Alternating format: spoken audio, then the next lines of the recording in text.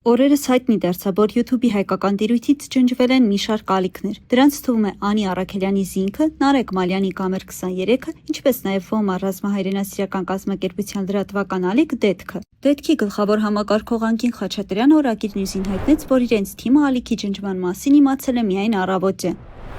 Եղել է գիշերը ժամը 4-ից ցույցությամբ, երբ չեն աշխատել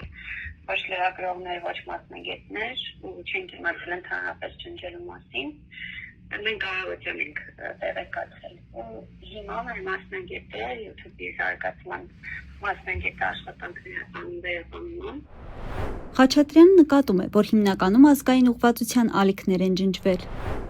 Երեկ մենք իմացանք, որ խնդիրը մենակ մեզ մոտ չի, 10-ից 12 ալիք մոտավորապես ու ցուցակը ճշտվում է, որ ալիքները ջնջվել են, բայց քանի որ հայկականությամբ կամ ազգային հենքով այսպես ալիքներ են ջնջվել, օրինակ զինքը, որը ավելի շատ մասսայականություն ավահելուն ու ավելի հայտնի է, հաջորդեց նաև մեր ալիքը դետքը։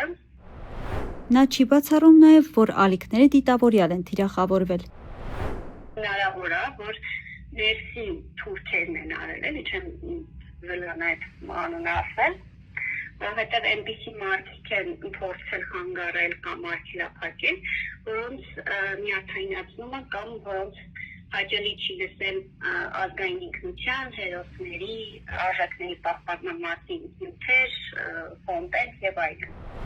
Անդրադառնալով այն հանգամանքին, որ օրեր առաջ «Իրասեք քաղաքացիների միավորման հասարակական կազմակերպության» համակարգող Դանիել Իոնիսյանը հայտարարել էր, թե կազմել են ռուսաստանյան ազդեցության գործիք հանդիսացող օգտահաշիվների ցանկը եւ փոխանցել ԱՄՆ Սենատի արտաքին հարաբերությունների հանձնաժողովին, Խաչատրյանը նախ նշեց, որ դետքը երբեք ռուսական քարոզչությամբ չի զբաղվել։ Այնուհետև ընդգծեց, եթե Իոնիսյանի կապը հաստատվի, ապա իրենք կպայքարեն իրավական ճանապարհով։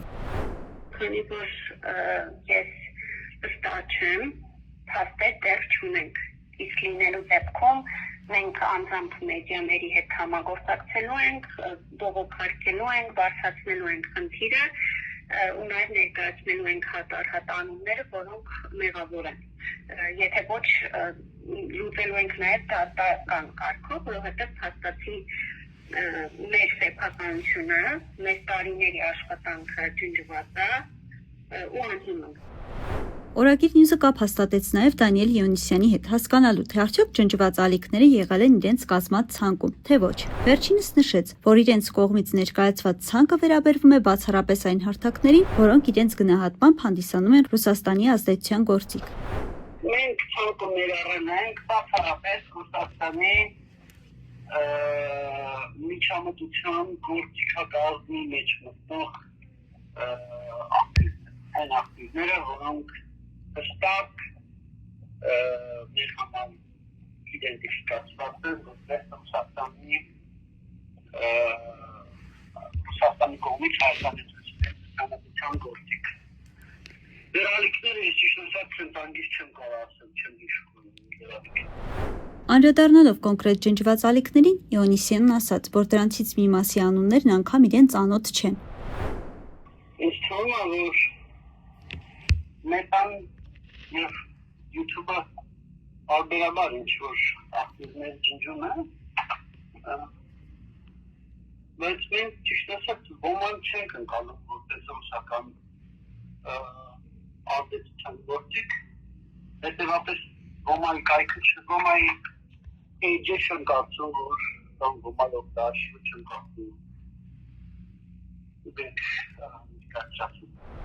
Հարցին, թե ինչ սկզբունքով է ցանկը կազմվել, Իոնիսյանը չպատասխանեց։ Չեմ հիշում, բայց իրանք մեծ մասը անան չնույնականացվող ալիքներ։ Այսինքն նուք այս նույնականացվող ալիքներ են ժողովրդի լեզվով դրանք ալիքներ են, որոնք ապատեղեկատվություն են տարածում, որոնք ապատեղեկատվություն և ռուսական նարատիվներ, ոչ միայն պարզապես ապատեղեկատվություն։ Իոաննիսյանը հրաժարվեց հրապարակել ներկայացված ցանկը, նշելով, որ այն գործընկերներին ուղղված նամակագրության մաս է կազմում։ Պարոն Իոնիսյան, բայց եթե այդպիսի վտանգ կա, նշում եք, օրինակ ինչու է ցանկա չեք հանրայնացնում, որ մարդիկ էլ իմանան ինչ կայքերի մասին է խոսքը։ Այսինքն, եթե գաղտնիք չի էլի, ինչ որ, չգիտեմ։ Մենք այս ցանկը պատրաստել ենք հետ այդ բանակի համար եւ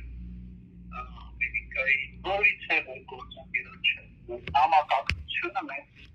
առանց չենք համարում հրապարակել։ Իոաննիսյանը հավելում է, որ իրենց կազմած ցանկում ավելի քան 100 ալիք են ընդգրկվել, որոնք նրա խոսքով հիմնականում կեղծ են եղել։ Որևիցե իրական քաղաքական գործ չի իրական ալիք, որևիցե քաղաքական կուսակցության իրական, ոչ կեղծ ալիք կամ օգտահաշիվ է ցանկում բնականաբար չկա։